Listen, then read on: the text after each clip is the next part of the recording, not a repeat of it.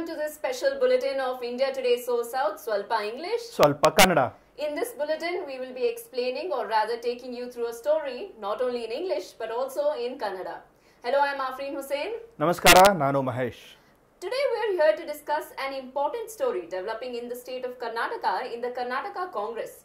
Now, Deputy Chief Minister D.K. Shivkumar has set off speculation with his recent statement that he may contest the bypoll from the Channapatna seat, which is vacated by JDS leader and now Union Minister H.D. Kumaraswamy. Recently, during his visit to Channapatna, D.K. said that Channapatna was in his heart. It was part of the erstwhile Satnur Assembly constituency that D.K. Shivkumar represented. He went on to say that his political career actually started there and that the people of Channapatna have been with him in tough times and that he has a debt to repay to them. ನಿಜ ಅಫ್ರೀನ್, ಒಂದು ನೋಡ್ಬೇಕಂದ್ರೆ ನಮ್ಮ ದೇಶದಲ್ಲಿ election ಅನ್ನೋದು ಯಾವಾಗಲೂ ಮುಗಿಯಲ್ಲ. ಇವಾಗ just ಒಂದು ತಿಂಗಳಾಯಿತು Lok Sabha elections ಮುಗಿದು, ಇವಾಗ ಮತ್ತೆ ನಾವು 3 ಅಸೆಂಬ್ಲಿ ಬೈಪೋಲ್ನ ನೋಡ್ತಾ ಇದ್ವಿ. ಒಂದು ಹಾವೇರಿಯಲ್ಲಿ ಶಿಗ್ಗಾಂವ್, ಇನ್ನೊಂದು ಬಳ್ಳಾರಿಯಲ್ಲಿ ಸಂಡೂರು, ಇನ್ನೊಂದು ಆಲ್ ಇಂಪಾರ್ಟೆಂಟ್ ರಾಮನಗರದಲ್ಲಿ ಚನ್ನಪಟ್ಟಣ ಸಡನ್ ಆಗಿ ಯಾಕೆ ಡಿಸ್ಕಷನ್ ಮಾಡ್ತಾ ಇದೀವಿ ನಾವು ಇವತ್ತು ಅಂದರೆ, ಅದಕ್ಕೆ ಒಂದು ಮುಖ್ಯವಾದ ಕಾರಣ ನಮ್ಮ Karnataka deputy chief minister D K. Shivakumar ಒಂದು ಮಾತು. ಅವರ ಅಣ್ಣ ಡಿ.ಕೆ. ಸುರೇಶ್ ಬೆಂಗಳೂರು ರೂರಲ್ ಲೋಕಸಭಾ ಕಾನ್ಸ್ಟಿಟ್ಯೂಯೆನ್ಸಿಲಿ ಕಂಟೆಸ್ಟ್ ಮಾಡಿ ಸೋತರು. ಅವರು BJP candidate doctor C N. Manjunath ಅವರ ವಿರುದ್ಧ ಸೋತರು. ಆ ಸೋಲಿನ ರಿವೆಂಜ್ ಅಂದರೆ ಅದನ್ನು ರಿವೆಂಜ್ ತೀರಿಸೋಕ್ಕಾಗಿ ಅವರು ಇವಾಗ ಚನ್ನಪಟ್ಟಣ ಕಾನ್ಸ್ಟಿಟ್ಯೂಷನ್ಸಿಂದ ಕಂಟೆಸ್ಟ್ ಮಾಡಬಹುದು ಅನ್ನುವಂಥ ಒಂದು ಹಿಂಟ್ ಕೊಟ್ಟಿದ್ದಾರೆ. ಬಟ್ ಒಂದು ಇಂಪಾರ್ಟೆಂಟ್ ಏನಂದರೆ, ಅವ್ರು ಹೇಳಿರೋದು ಚನ್ನಪಟ್ಟಣ ನನ್ನ ಹೃದಯದಲ್ಲಿರೋದು ಮಾತ್ರ ಅಂತ ಅಷ್ಟೇ ಹೊರತು ನಾನು ಕಂಟೆಸ್ಟ್ ಮಾಡ್ತೀನಿ ಅಂತ ಕ್ಲಿಯರ್ ಆಗಿ ಹೇಳಿಲ್ಲ. ಬಟ್ ಪಾಸ್ಟ್ ನಾವು ಒಂದು 15 ದಿನದಿಂದ ನೋಡ್ತಿದ್ದೀವಿ, ಡಿ.ಕೆ. ಶಿವಕುಮಾರ್ ಅವರು ಆಲ್ರೆಡಿ 2 ಸಲ ಚನ್ನಪಟ್ಟಣನ ವಿಸಿಟ್ ಮಾಡಿದ್ದಾರೆ.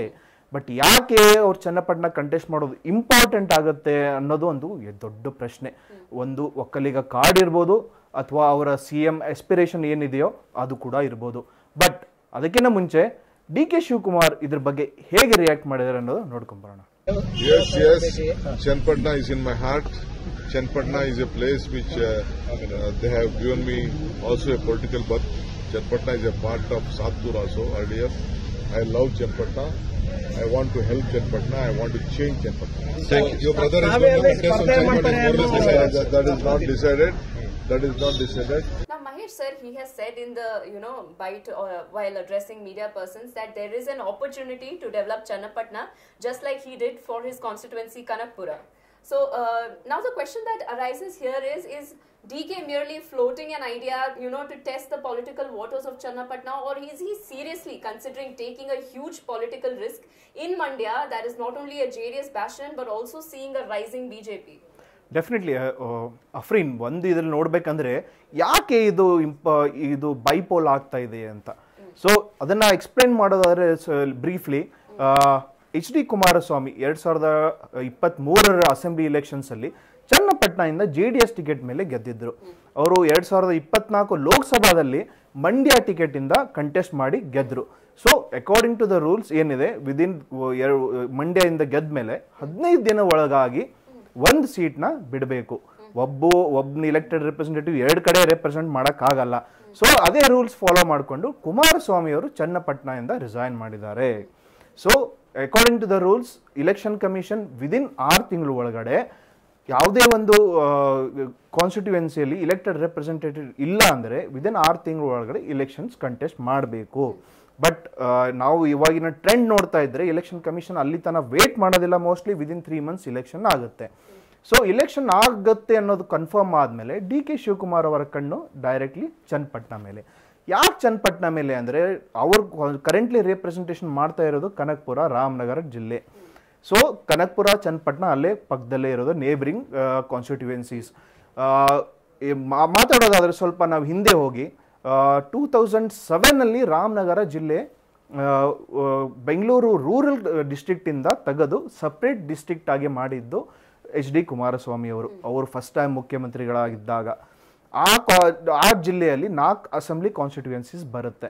ಅದರಲ್ಲಿ ಒಂದು ಕನಕಪುರ, ಅದರಲ್ಲಿ ಇನ್ನೊಂದು ಚನ್ನಪಟ್ಟಣ, ಮಾಗಡಿ ಆ್ಯಂಡ್ ರಾಮನಗರ. ಸೊ ಅವಾಗಿನಿಂದ ಹಿಡಿದು ಇಲ್ಲಿಯ ತನಕ ಎರಡು ಪಾರ್ಟಿಗಳು ಮಾತ್ರ ಡಾಮಿನೆಂಟ್ ಮಾಡಿರೋದು ಈ ರಾಮನಗರ ಡಿಸ್ಟ್ರಿಕ್ಟ್ ಅಂದರೆ ಒಂದು ಕಾಂಗ್ರೆಸ್ ಒಂದು JDS.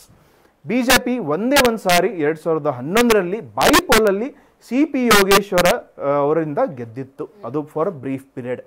ಸೊ ಇವಾಗ DK ಶಿವಕುಮಾರ್ ಅವ್ರ ಬೈಟಲ್ಲಿ ಹೇಳಿದಂತೆ ಮುಂಚೆ ಡಿಲಿಮಿಟೇಷನ್ ಅಂತ ನಾವು ಏನು ಕರಿತೀವಿ ಅಂದರೆ ವಾರ್ಡ್ ವಿಂಗಡಣೆಗಳು ಅದು 2008ರಲ್ಲಿ ಆಗಿತ್ತು.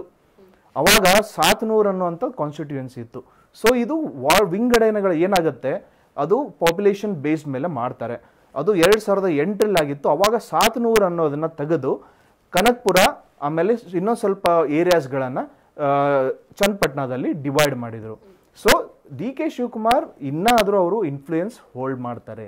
ಕನಕಪುರದಲ್ಲಿ ಕಂಟಿನ್ಯೂಸ್ ಆಗಿ 1989ರಿಂದ DK ಶಿವಕುಮಾರ್ ಅವರು ಇಲ್ಲಿ ತನಕ ಗೆಲ್ಕೊಂಡು ಬಂದಿದ್ದಾರೆ. So definitely he has a upper hand. But politics ಏನು ಆಗುತ್ತೆ ಅಂತ ಹೇಳಕ್ ಬರಲ್ಲ. ಸೊ ಇನ್ನೊಂದು ಇಂಪಾರ್ಟೆಂಟ್ ವಿಷಯ ಅಂದರೆ DK ಶಿವಕುಮಾರ್ ಕನ್ಫರ್ಮ್ ಮಾಡಿಲ್ಲ ನಾನು ಕಂಟೆಸ್ಟ್ ಮಾಡ್ತೀನಿ ಅಂತ. ಅವರು ಒಂದು ಸ್ಟ್ರಾಟಜಿ ಇರ್ಬೋದು ಏನು ಅಂತಂದ್ರೆ ಅವರು ಒಂದು ಗಾಳ ಹಾಕ್ತಾರೆ, ಏನಿರುತ್ತೆ ಜನರ ರಿಯಾಕ್ಷನ್ನು ನೋಡೋಣ ಅಂತಂದು. ಆಮೇಲೆ ಜನರ ಫೀಲಿಂಗು ಅಲ್ಲಿ ಲೋಕಲ್ ಕಾನ್ಸ್ಟಿಟ್ಯೂಯೆನ್ಸೀಸ್ ಲೀಡರ್ಸ್ ಆಗಿರ್ಬೋದು, ಪಾರ್ಟಿ ವರ್ಕರ್ಸ್ ಆಗಿರ್ಬೋದು, ಅದನ್ನ ಆಲಿಸ್ಕೊಂಡು ಆಮೇಲೆ ಡಿಸೈಡ್ ಮಾಡೋಣ ಅಂತ. ಸೊ ಇದು ಕರೆಕ್ಟ್ ಸದ್ಯದಲ್ಲಿರೋ ground reality. Sir, in case DK contests from Channapatna and really wins, it could help him, win back the lost ground after his brother DK Suresh lost, and it also strengthens his chances for the Chief Minister's chair, which he has been eyeing for a very long time. Now, apart from DK's aspirations to become the Chief Minister, it seems like he also wants to be recognized as an alternative Vokkaliga leader, to former Prime Minister H.D. Devegowda and Kumaraswamy, who have nurtured a base within the community through the JDS over years. Now, Channapatna, like you said, is a part of the Mandya region and has a huge Vokkaliga population, and this could be crucial in determining DK's aspirations. Definitely ಇದೊಂದು ದೊಡ್ಡ aspect ಇರ್ಬೋದು. ನೋಡಿ, old Mysuru region Vokkaliga dominant region ಇದು. By chance ಇದರಲ್ಲಿ ಏನಾದರೂ ಕಾಂಗ್ರೆಸ್ ಜಾಸ್ತಿ ಗೆದ್ದುಬಿಟ್ಟಿದ್ರೆ DK Shivakumar ಅವರಿಗೆ high command ಲೆವೆಲ್ಲಿ CM ಪೋಸ್ಟ್ಗೆ ಬಾರ್ಗೇನ್ ಮಾಡೋದಕ್ಕೆ ಒಳ್ಳೆ ಚಾನ್ಸ್ ಇತ್ತು. ಬಟ್ ಇದರಲ್ಲಿ ಏನಾಗಿದೆ ಅಂದರೆ ಬೆಂಗಳೂರು ರೂರಲ್ ಅವ್ರ ಅಣ್ಣನೇ ಸೋತ್ಬಿಟ್ಟ ಅಂದ ತಕ್ಷಣ DK ಶಿವಕುಮಾರ್ಗೆ ಡೆಫಿನೆಟ್ಲಿ ಒಂದು ಸೆಟ್ ಬ್ಯಾಕು. ಸೊ ಇದನ್ನು ರಿವರ್ಸ್ ಮಾಡೋದಕ್ಕೆ ಅಂದರೆ ರಿವೆಂಜ್ ತಗೊಳ್ಳೋದಕ್ಕೆ ಇದೊಂದು ಒಳ್ಳೆ ಚಾನ್ಸು. ಅದಕ್ಕೆ DK ಶಿವಕುಮಾರ್ ಅವರು ಇದೊಂದು ಗಾಳ ಹಾಕಿದ್ದಾರೆ, ಕಂಟೆಸ್ಟ್ ಮಾಡಬಹುದಾ ಅನ್ನೋದು. ಬಟ್ DK ಶಿವಕುಮಾರ್ ಮಾಡ್ತಾರಾ, DK ಸುರೇಶ್ ಮಾಡ್ತಾರಾ ನೋಡಬೇಕು. ಒಂದು ವಿಷಯ ಇಲ್ಲಿ ಜ್ಞಾಪಕ ಇಟ್ಕೋಬೇಕಂದ್ರೆ 2023ರಲ್ಲಿ DK ಶಿವಕುಮಾರ್ ಅವರು ಇದರಲ್ಲಿ ಕನಕಪುರದಲ್ಲಿ ನಾಮಿನೇಷನ್ಸ್ ಫೈಲ್ ಮಾಡಿದ್ರು. ಆದರೆ on the last day of the nomination ಅವರದ ಅಣ್ಣ DK ಸುರೇಶ್ ಕೂಡ ನಾಮಿನೇಷನ್ ಫೈಲ್ ಮಾಡಿದ್ರು. ಅವರಿಗೆ ಭಯ ಏನಿತ್ತಂದ್ರೆ ಎಲ್ಲಿ ನಂದು ನಾಮಿನೇಷನ್ ರಿಜೆಕ್ಟ್ ಆದರೆ ಬ್ಯಾಕಪ್ ಆಗಿರಲಿ ಅಂತ. ಸೊ ನಾವು ಈ ಟೈಮಲ್ಲಿ DK ಸುರೇಶ್ ಸೋತಾಗ DK ಶಿವಕುಮಾರ್ ಆಗಿ ಅವ್ರು ಬ್ಯಾಕಪ್ ಆಗಿ ನಿಂತಿದ್ದಾರೆ. ಒಂದು ಸ್ಟ್ರಾಟಜಿ ಕಾಂಗ್ರೆಸ್ ಒಳಗಿರೋರು ಹೇಳ್ತಾ ಇರೋದೇನೆಂದ್ರೆ DK ಶಿವಕುಮಾರ್ ಕಂಟೆಸ್ಟ್ ಮಾಡಿ ಬೈ ಚಾನ್ಸ್ ಗೆದ್ದರೆ ಕನಕಪುರನ DK ಸುರೇಶ್ ಬಿಟ್ಟು ಕೊಡಬಹುದು ಅನ್ನೋದೊಂದು ಇದು. So sir, like you said, DK Shivkumar's gamble, if allowed by the Congress High Command, could involve getting into the contest himself. He could contest himself, and DK Suresh recently has also ruled out that he will not be contesting from the Channapatna seat. But if the High Command asks him to contest, then he will have to agree. But for now, he's ruled out that he will be contesting from Channapatna. So if DK contests from Channapatna, then he could vacate his own safe seat of Kanakpura for his brother if he successfully contests the Channapatna bypoll. Definitely bypolls ಅಲ್ಲಿ ಏನಾಗುತ್ತೆ ಒಂದು ಅಂದರೆ ನಾವು ಹಳೆಯ ಸ್ವಲ್ಪ history ತೆಗೆದು ನೋಡಿದ್ರೆ it's always favourable towards the ruling government in the state. ಯಾವಾಗಲೂ ಸ್ಟೇಟ್ ಗೌರ್ಮೆಂಟಲ್ಲಿ ಏನಿರುತ್ತೋ ಅದ್ರಗೋಸ್ಕರ ಜನರು ಒಲವು ತೋರಿಸ್ತಾ ಇರ್ತಾರೆ. ಯಾಕೆ ಅಂದರೆ ಆಲ್ರೆಡಿ ಪವರಲ್ಲಿದ್ದಾರೆ, ನಾವು ಬೇರೆ ಪಾರ್ಟಿನ ಎಲೆಕ್ಟ್ ಮಾಡಿದ್ರೆ ನಮಗೆ ಬರೋದು ಅಡ್ವಾಂಟೇಜ್ ಬರೋದು ಕಡಿಮೆ ಅಂತ ಜನರ ಮನೋಭಾವ. ಬಟ್ ಪಾಲಿಟಿಕ್ಸ್ ಅನ್ನೋದು ಏನು ಬೇಕಾದಾಗ್ಬೋದು. ಬೈ ಚಾನ್ಸ್ ನಾವು we are only discussing positive aspects. ನಾವು ನೆಗೆಟಿವ್ ಆಸ್ಪೆಕ್ಟ್ ಆಗಿ ತಗೊಂಡ್ರೆ ಡೆಪ್ಯೂಟಿ CM ಆಗಿ DK ಶಿವಕುಮಾರ್ ಚನ್ನಪಟ್ಟಣದಲ್ಲಿ ಕಂಟೆಸ್ಟ್ ಮಾಡಿ ಸೋತ್ರೆ ಏನು ಅನ್ನೋದೊಂದು ದೊಡ್ಡ ಯಜ್ಞ ಪ್ರಶ್ನೆ. ಬೈ ಚಾನ್ಸ್ ಸೋತ್ರೆ ಅವ್ರು CM ಆಗಬೇಕು ಅಂತಿದ್ದಾರೆ, ಅವ್ರು ಡೆಪ್ಯೂಟಿ CM ಕೂಡ ಕಳ್ಕೋಬಹುದು ಆದ ರೀತಿ. ಯಾಕಂದ್ರೆ ನಾವು ಈಗ ಆವಾಗಲೇ ನೋಡ್ತಾ ಇದ್ದೀವಿ 3 ಡೆಪ್ಯೂಟಿ CM ಬೇಕು ಅಂತ 3 ಸಪ್ರೇಟ್ ರಿಲಿಜನ್ಗಳಿಂದ ಕಮ್ಯುನಿಟಿಗಳಿಂದ MLA ಕಾಂಗ್ರೆಸ್ MLAಗಳು ಡಿಮಾಂಡ್ ಮಾಡ್ತಿದ್ದಾರೆ. ಅದು ಒಂದು ಸತೀಶ್ ಜಾರಕಿಹೊಳಿ ಆಗಿರ್ಬೋದು, KN ರಾಜಣ್ಣ ಆಗಿರ್ಬೋದು, ಆಮೇಲೆ ಜಮೀರ್ ಅಹಮದ್ ಕೂಡ ಮೊನ್ನೆ ಮಾತಾಡಿದ್ದಾರೆ. ಸೊ ಇಂಥ ಸಿಚುವೇಶನ್ನಲ್ಲಿ ಕಂಟೆಸ್ಟ್ ಮಾಡೋದು ಒಂದು it's a huge gamble. So ಒಂದು ನೋಡಿ, ಬೆಂಗಳೂರು ರೂರಲಲ್ಲಿ DK ಶಿವಕುಮಾರ್ ಅವರೇ ಹೇಳಿದಂತೆ, ನಾ ಅನ್ಕೊಂಡೇ ಇರಲಿಲ್ಲ ನಮ್ಮಣ್ಣ ಸೋಲ್ತಾನೆ, DK ಸುರೇಶ್ ಅವರು ಸೋಲ್ತಾರೆ ಅಂತ. So in politics anything can happen. But definitely ಈ ಎಲೆಕ್ಷನ್ನಲ್ಲಿ ಚನ್ನಪಟ್ಟಣ ಒಂದು bypolls will be very interesting ನೋಡಬೇಕಂದ್ರೆ. So, sir, now leaving aside the Congress, the JDS is reported to be considering to field Kumaraswamy's son, Nikhil Kumaraswamy, in a third attempt at electoral success, while BJP's frontrunner is former Minister CP Yogeshwar. He is a local strongman whom Kumaraswamy defeated in 2023 and in the past has joined hands with Shivkumar, DK Shivkumar, to defeat JDS candidates in the region.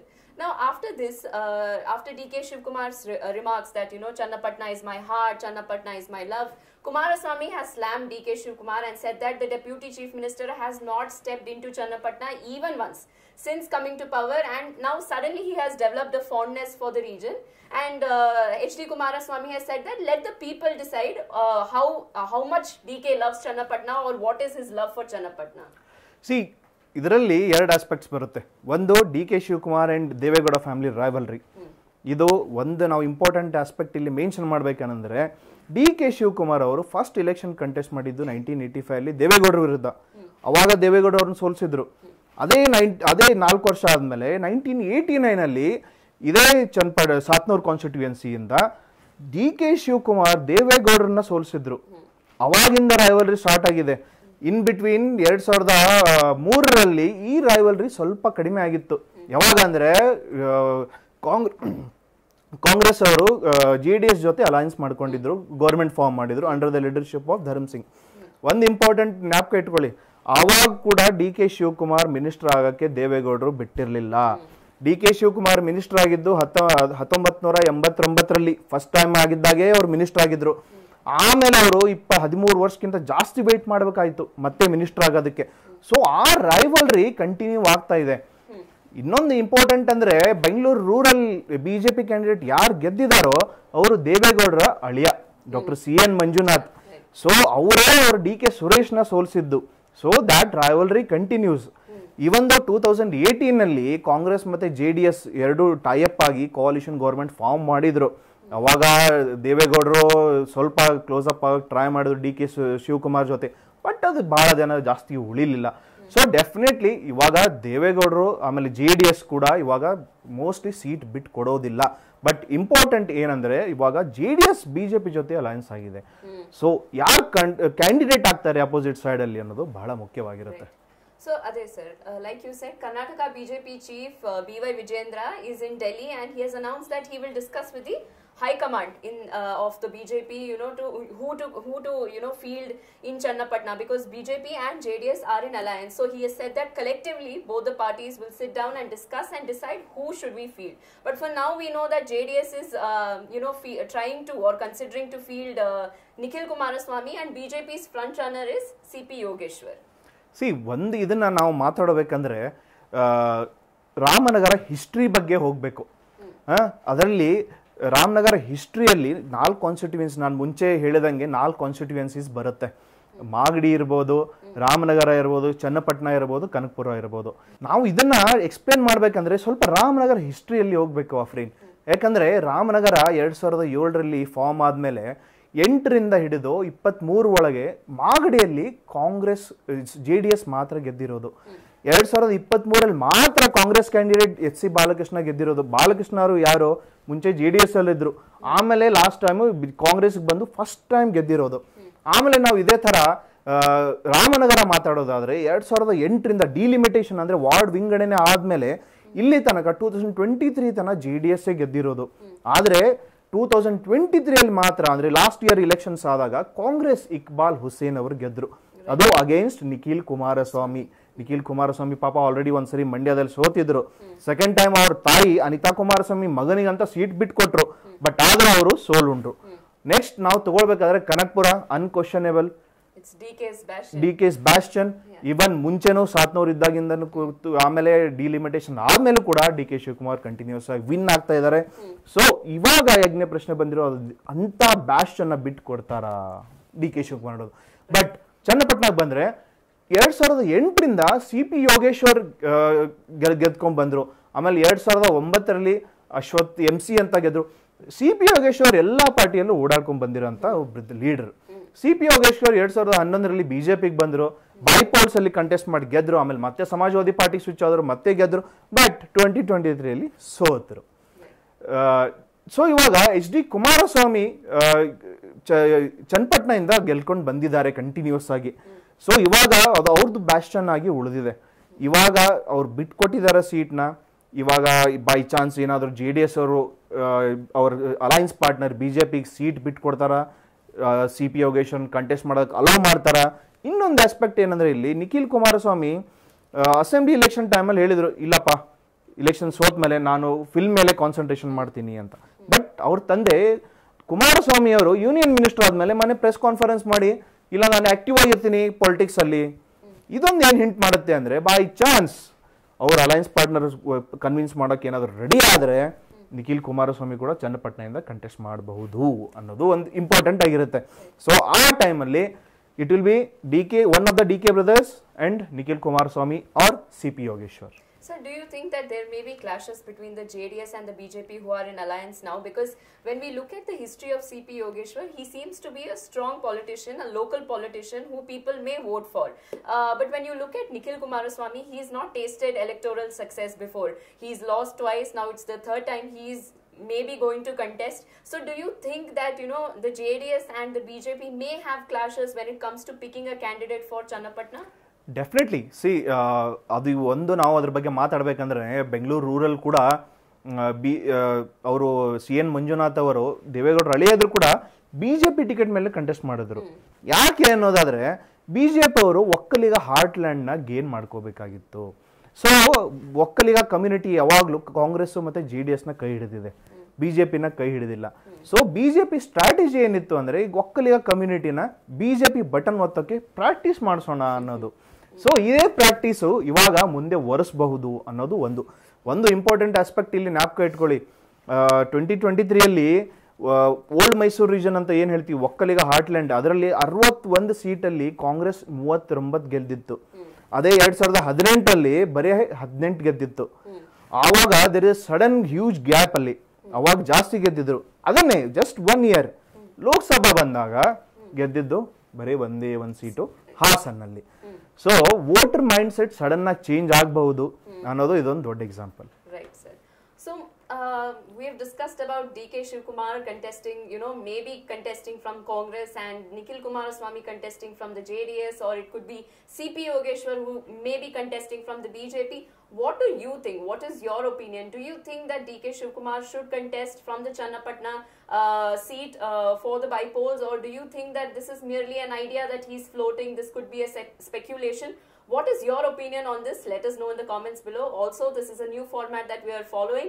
If you want us to pick any ideas or stories that you want us to discuss in the next episodes, do let us know in the comments below. Definitely ನಾವು 3 assembly ಬೈಪೋಲ್ಸ್ ಬರ್ತಾ ಇದೆ. ಅದರಲ್ಲಿ ಚನ್ನಪಟ್ಟಣ ಬಹಳ ನೋಡುವಂಥದ್ದು, interesting ಆಗಿರುವಂಥದ್ದು. ಯಾರು candidate ಆಗ್ತಾರೆ, ನಿಮ್ಮ ಅನಿಸಿಕೆಗಳೇನು, ದಯವಿಟ್ಟು ಕಮೆಂಟ್ ಸೆಕ್ಷನಲ್ಲಿ ಮೆನ್ಷನ್ ಮಾಡಿ. DK ಶಿವಕುಮಾರ್ ಕಂಟೆಸ್ಟ್ ಮಾಡಬೇಕಾ ಮಾಡಬಾರ್ದಾ ನಮಗೆ ತಿಳಿಸಿ. ಆಮೇಲೆ ಇದೊಂದು ನಾವು ಹೊಸ ಫಾರ್ಮ್ಯಾಟ್ನ ಸ್ಟಾರ್ಟ್ ಮಾಡಿದ್ದೀವಿ, ಸ್ವಲ್ಪ ಇಂಗ್ಲೀಷ್ ಸ್ವಲ್ಪ ಕನ್ನಡ ಅಂತ. ನಿಮಗೇನಾದರೂ ಯಾವುದಾದ್ರು ಟಾಪಿಕ್ ಅದ್ರ ಬಗ್ಗೆ ನಾವು ಎತ್ಕೊಂಡು ಡಿಸ್ಕಸ್ ಮಾಡಬೇಕು ಅನ್ನೋಂಗಿದೆ, ದಯವಿಟ್ಟು ಕಮೆಂಟ್ ಸೆಕ್ಷನಲ್ಲಿ ಮೆನ್ಷನ್ ಮಾಡಿ. That's it for now. This is Afreen Hussain, Mahesh Chitnis for India Today So South.